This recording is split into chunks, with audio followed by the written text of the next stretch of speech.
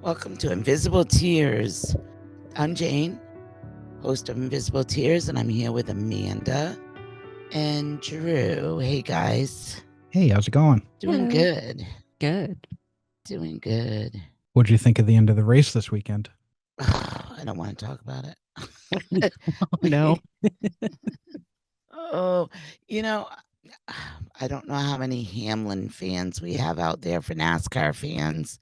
But I'm not a big Denny Hamlin fan, and to see him already win 2 races, yeah, I wasn't a very happy camper. I take that shit seriously, you know? I'm like, what the hell? Yeah. Yeah, I'm not a big fan of his. Seeing Troke throw his little hissy fit was kind of entertaining. Yeah. Yeah. I was like, wow, is he going to start fighting people? I was really surprised with what he did to Larson. Yeah. That's him. Yeah. That's him. Yeah. So he doesn't have very many fans. It's interesting when I'm at the track and they do drivers announcers. He is one of the ones that are booed one of the most when he comes out because he's got such a crappy attitude, you know? Yeah. So yeah, I'm not a big fan of his. And when I'm not a big fan of the drivers and they win, I kind of like, I get a little pissy myself. She takes it personally. I do. Yeah. It's like, but you know, people are out there saying, yeah, but he is a good race car driver. He's a whine ass race car driver. Not a very good example for the younger ones. I think he sets a very bad example for the kids. Now, who is your favorite driver these days? Well, I love Larson. And of course, Elliott. I mean, Chase Elliott, everybody loves him. They have good attitudes, you know? They really do. Once in a while, you might see a little frustration on the track, but I mean, that just goes along with anything. I mean, you could be one of the nicest liked people at work, and if you're having a bad day or whatever, you know, you're going to be a little pissy. And so that's pretty much them. All in all, they're really good role models for the younger kids that want to get into the racing and stuff. Yeah. So yeah, them are my 2 buddies. All the rest of my buddies have retired to show my age. They are since long gone. No more racing, no longer racing. Some of them are dead. Yeah, we watched that special on Netflix, you know, kind of following last year's playoff run. To be honest, I had fallen off of watching NASCAR for years and years. And I was like, when I saw Jeff Gordon, I was like, holy shit, that made me feel old, because that was kind of like the era when I, you know, kind of was watching as a kid and had kind of gotten out of it. And then this year when we did the party for Daytona at your house, just watching it got us hooked again. So we've been watching it this year and getting back into it. Yeah. I like Blaney. It's just funny because through that documentary, they actually just kind of like outline, you know, kind of like their lives and stuff like that. I was like, they're just so cool and like down to earth. I was like, he just seems like a really cool guy. But I like Larson too. He always has his like kid like in his arm. You know what I mean? He's like a family man. So. Yep. When we go to the races at Loudon every year, they do a benefit track walk. And one of the drivers takes the time to do the track walk with everybody. You pay $25 and it goes to the Children's Foundation that they sponsor a lot. Nice. And Blaney did the walk with us twice. So we got to meet Blaney twice. Super nice guy. Yeah. Like really approachable. You know, just he seems like you and me. He doesn't, that's the you know, vibe I he's got. not intimidating or anything like that. And just a nice guy to talk to. Yeah. That was the vibe I got through the documentary. Plus, him and his girlfriend have horses. They live right in North Carolina and they have horses too. I was like, oh yeah, horse people, of course. Yeah. So yeah, I do like Blaney. He's pretty cool. Yeah. All right, so we're gonna talk about Melissa Tremblay's murder today, which is kind of interesting because her case went cold for years. It did. And then off and on, they picked it up and started investigating, had a few people of interest. And after like 34 plus years, they got a DNA hit. Yep. And somebody was actually arrested. So Mhm. we're going to get into that.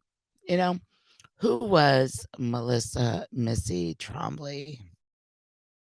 She was an 11-year-old sixth grader from Salem, New Hampshire.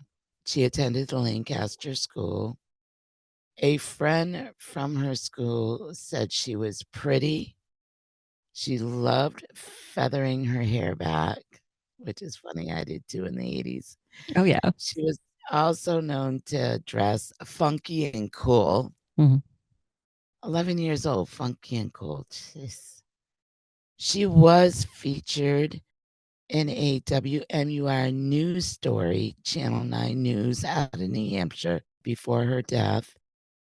She was looking for a match in the Big Sister program.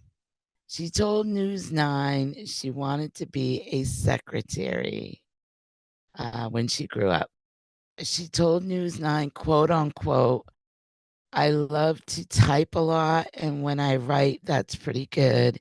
And I'd like to learn to do shorthand too, quote unquote. She was also known to be bubbly and fun. She loved music of the 80s and loved listening to Madonna and Wham. Of course. She was an only child. Her mother had adopted her. Her mother, Janet, unfortunately passed away in 2015 at the age of 70. On September 12th, 1988, her lifeless body was found near the old Boston and Maine freight terminal on Andover Street in Lawrence, Mass. She was lying face down between two train cars on the tracks. One of her legs severed by one of the passing trains. The authorities later determined that she had been stabbed to death and then placed on the railroad track in an attempt to disguise her murder as an accident. There was also evidence of a violent struggle nearby. Melissa's life was a bit chaotic. She lived with her mother. Unfortunately, Melissa was left frequently unsupervised to wander the streets of Lawrence, Mass. When her mother would bring her to meet with her boyfriend at the Lasalle Social Club in Lawrence. This is where Melissa was last seen alive. Nearly 34 years passed with no arrest until April 26, 2022, an arrest was made. They arrested Marvin C. Skip McClendon Jr. Who was Marvin Skip McClendon Jr.? Well, he served 4 years in the U.S. Air Force.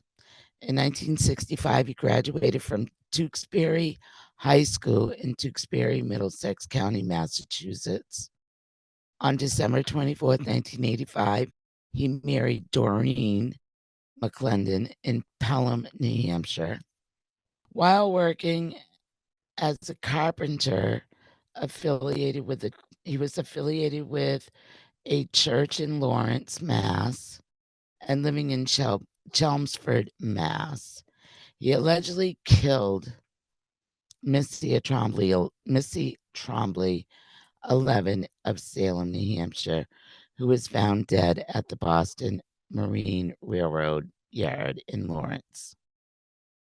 He worked at various times for the Massachusetts Department of Correction until 2002. In 2003, he filed for divorce from Doreen in an Alabama court, stating he had not seen her since 1988 and did not know where she was living, which is really weird. Yeah. So he must have taken off to Alabama. Yep. Without her. Mm-hmm. On November 23rd, 2005, he and Sharman McClendon got married in Coleman County. They lived in Bremen. No, it's Bremen, Alabama. Yep. From 2007 to 2016, he had numerous violations for not wearing a seatbelt. He didn't like wearing a seatbelt. Should have moved back to New Hampshire. In 2014, he filed for divorce from Sharman. On October 12, 2014, his father, Marvin Carton Clendon, died in Alabama at the age of 88. On April 27th, 2022, he was arrested in Brendan for Missy's murder and booked into the Coleman County Detention Center in Alabama. He was transferred back to Mass in May of 2022. In September of 1988, when Melissa was murdered, he was 41 years old and known to be a very angry and violent drunk who frequented the strip clubs and had relations with women in the back of his van. Now that's very important to point out. Yep. So as Jane had mentioned, in May of 2022, Marvin was extradited back to Massachusetts to face first-degree murder charges for the murder of 11-year-old Melissa Tremblay. It was on May 13th, 2022, that Marvin faced judge in Lawrence District Court that read the charges of first-degree murder against him. Marvin was seen as expressionless and entered the plea of not guilty. It was during this hearing that the prosecutors revealed a few things. First, that DNA played a major role in his arrest. Second, that it was believed that the killer was left-handed based on wounds Melissa had suffered, which Marvin was, in fact. And lastly, the witness had seen Missy near a tan-colored, significantly rusted van on the day of her death, and Marvin drove a vehicle that fit this description. Marvin was held without bail pending his trial and was placed in protective custody in the prison since he has worked there for many years. Marvin's trial started on Thursday, December 7th, 2022. His defense attorney emphasized in the opening arguments that the DNA evidence did not uniquely identify Marvin as the killer and that his only crime was his last name, McClendon.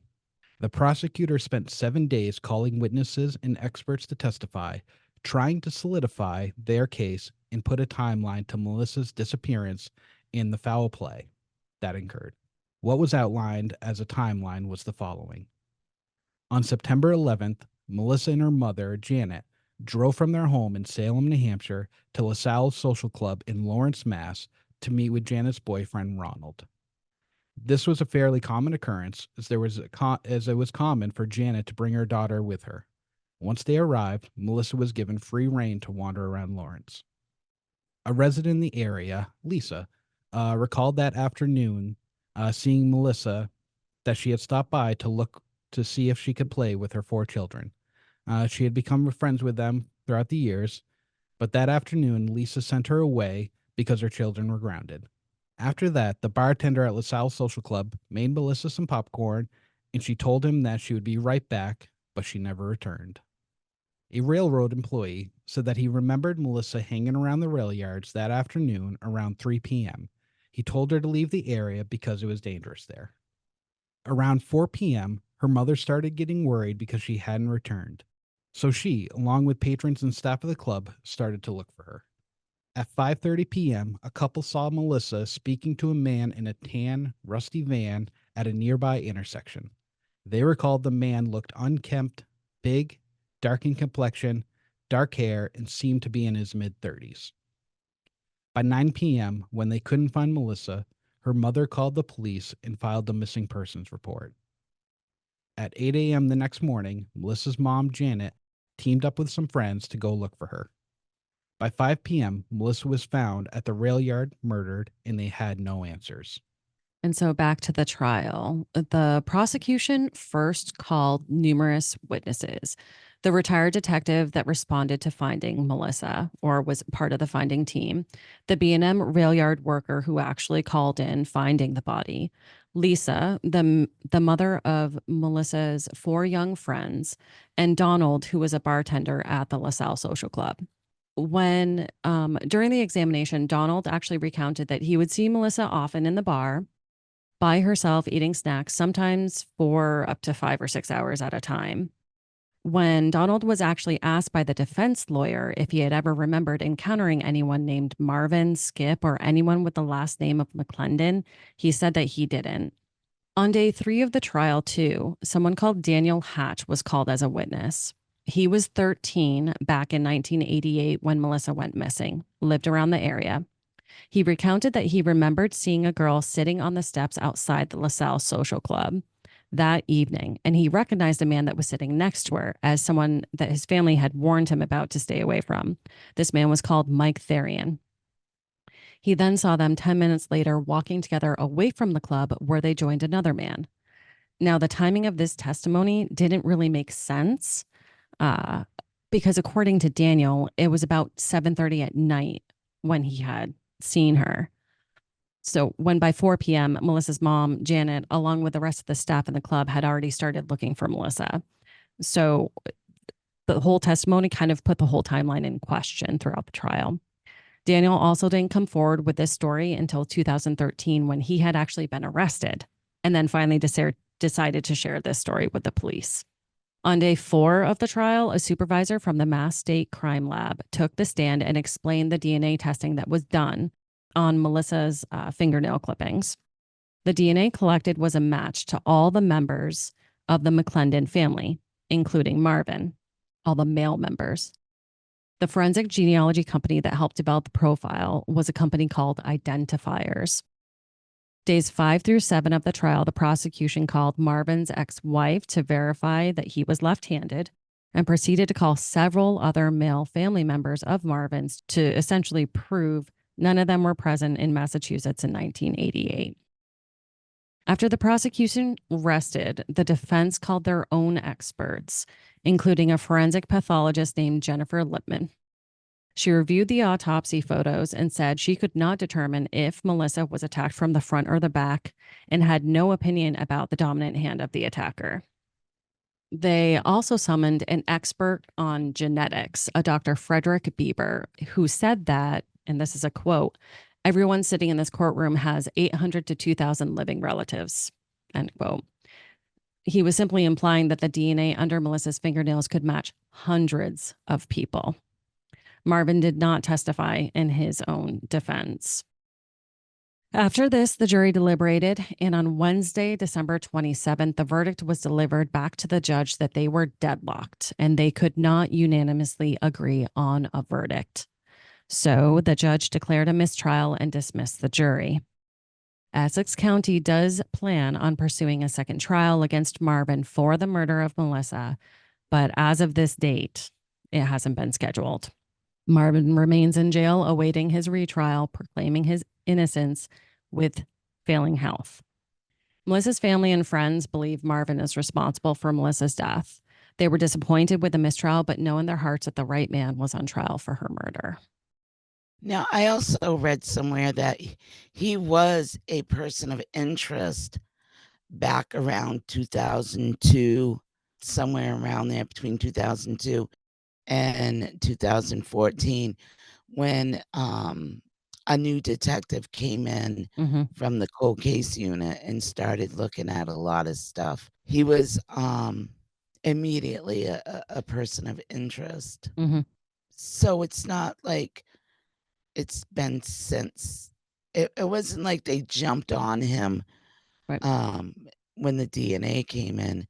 He was already a person of interest. The DNA was just like almost a confirmation. Yep, that was my understanding too. He was always a person of interest, but there was really nothing solid, there was, witness statements, but some of them kind of, some of them said one thing, some of them said another, so there really wasn't anything tangible until they got a handle on the DNA profile. Because to me, it's not just the DNA.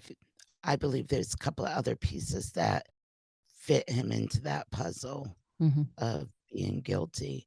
And I wonder if, because they focus so much on the DNA, if the jury was like just so focused on that, they didn't think about looking at other pieces. We'll be right back after a quick word from our sponsors. And now back to our episode. Now, do we know, I have not been able to find online, but do we know how many were guilty and how many was not guilty? Oh. Holdouts were there. You mean like how many people on the jury said guilty and how many said not guilty? I wasn't able to find that data. Yeah, exactly. No, I wasn't either. And I really looked hard. Yeah, I don't know if they would necessarily make that public if it was deadlocked. I don't know. They have before. I've read a few okay. cases where they have. But Massachusetts could be different too. I think it's different in each state. That's true. But I would be curious to see how many holdouts were there. Right. Because like with a murder case, all it takes is one holdout. Right. And they can't convict. It has to be an acquittal. So I wonder how many holdouts, because I really think that they just, I want to assume that they focused a lot on the DNA instead of looking at the fact that people saw the van and, other stuff like that. Yeah. Yeah. Yeah, it does really sound like they really tried to link really tried to focus on that DNA and really actually try to forensically link, when unfortunately, I mean, yes, there was a DNA. It was nice that there was a DNA profile like created, but it wasn't actually a full comprehensive. Yeah. It didn't exactly point to him like the profile said, any member of the McClendon, male member of the McClendon family. So that's kind of, it's really not a specific DNA. But Amanda, don't forget that they were looking for someone left-handed, and he was the only one that was left-handed. So that was kind of a red flag to me. I wonder if they send it out because there's more, there's other DNA testing that they can do that can get more specific with matching DNA. Right. And I wonder if they can send that back out to see. Yeah. I'm surprised that they didn't do that before bringing this to trial. The fact that it was brought to trial in 2022, late 2022, is what was the need to rush it to trial if you didn't do the complete DNA, analysis to see if it truly did match 100% or if it's just within this genealogy. Yeah. They could be in the process of actually trying to do that. And that's why a retrial hasn't been rescheduled yet. They could be. Yeah. I would hope they would. Could be because, I mean, the first trial to me seemed rushed. Like all of a sudden they arrested him, they transported him here to Massachusetts, and next thing you know, he was indicted.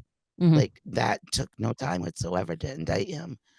But then immediately after that, there was a trial. Yep.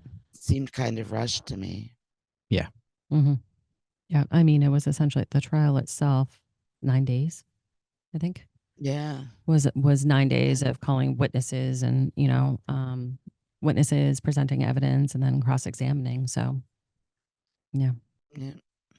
Well, it's too bad that, her mom has since passed. So her mom won't see justice. There's been a lot of judgment towards her mom. There has been, yeah. You know what? It's not up to us to judge how she parented or what she did.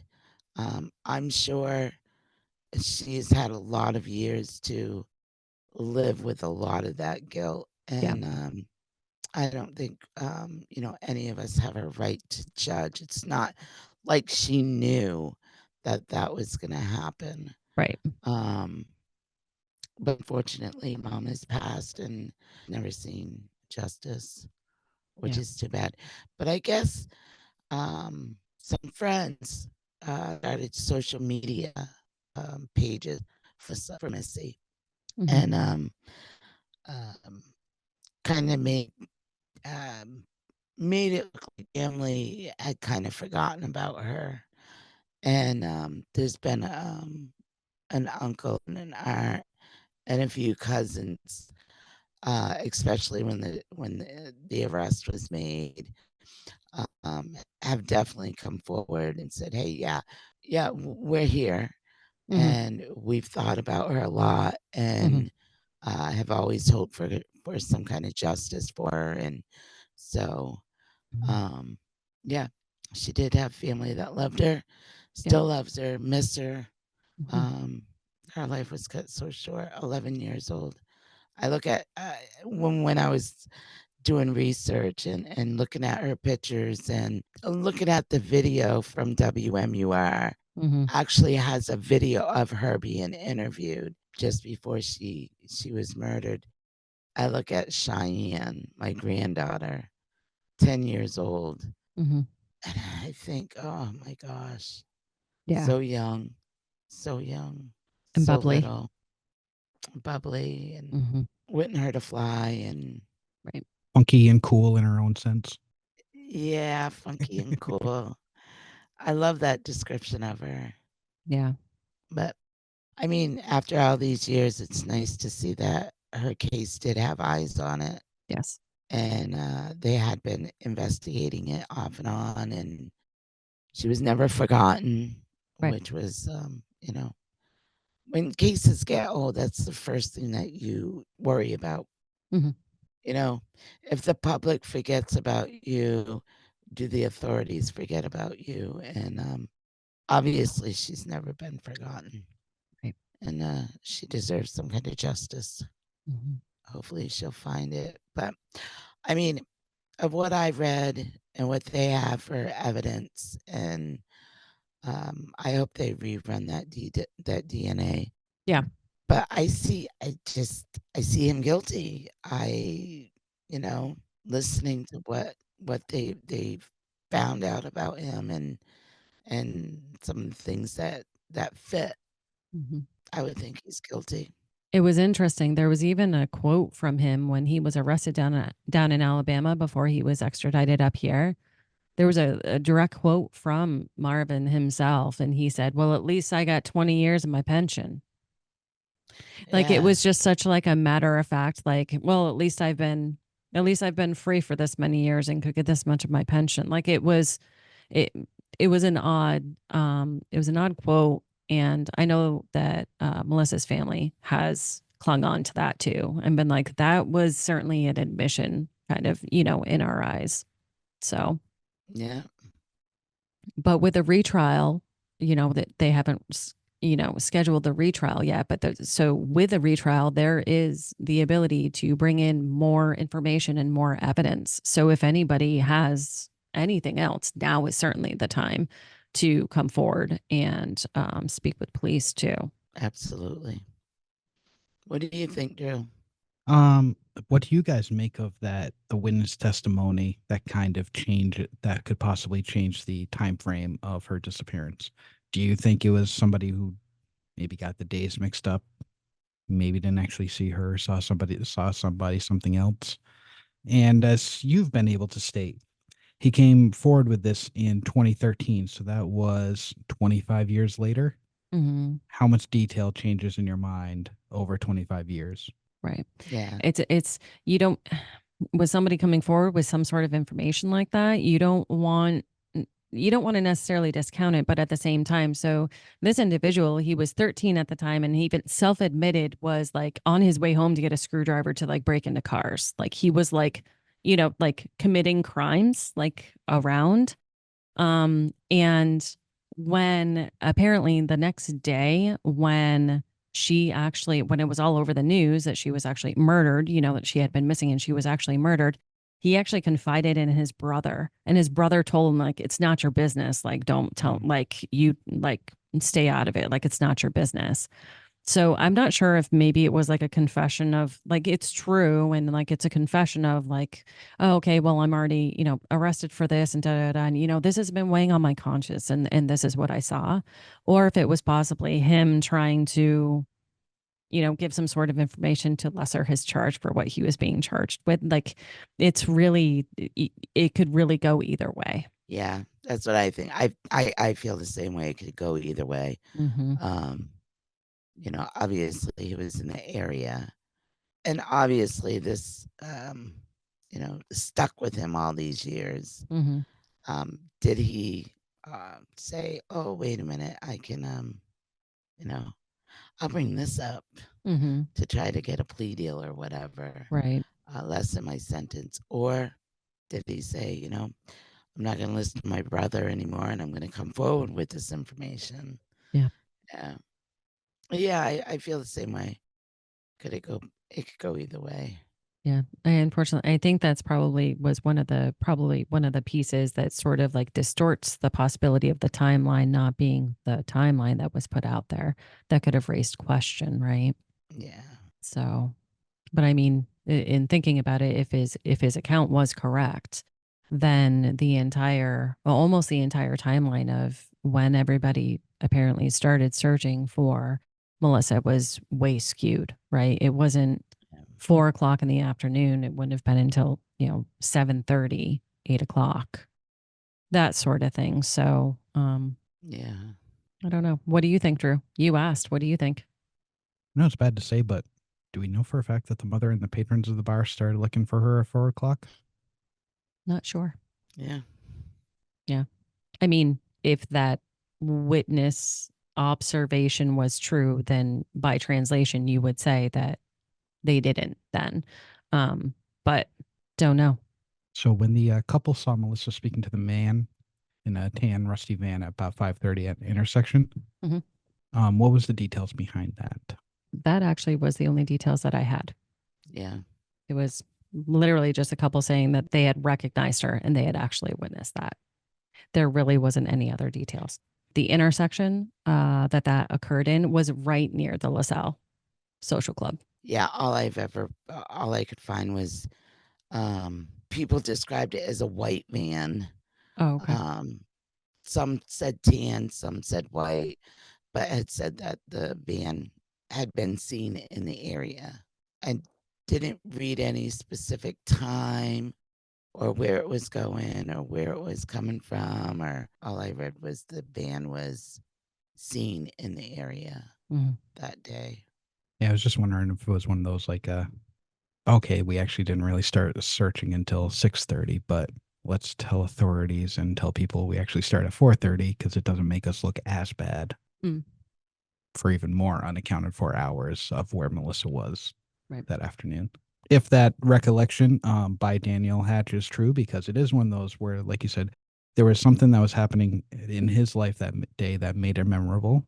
He saw the news coverage, so he was able to actually remember what he was doing that day. And especially recounting seeing this gentleman, Mike Theron, if you have those sketchy characters, you kind of remember that seeing them interacting with kids. So it could have very well been a lasting where he's like, nope, I know on this day at 7:30, I saw somebody talking with him. Does that make it a little bit more credible, or is it truly just has his days mistaken? Yeah. Yep. Don't know. And I wonder if it truly was this McClendon guy and he was, a child predator. They don't just stop. So you wonder, are there others?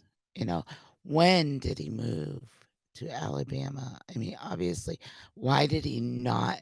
My big question too was, why did he not see his wife over all those years? Yeah. And then decided to divorce her. Yeah. And he didn't know where she was. And that part is very suspicious to me. Yeah. Did she know more? Did she know anything? Did he threaten her? Did they interview her? Yeah.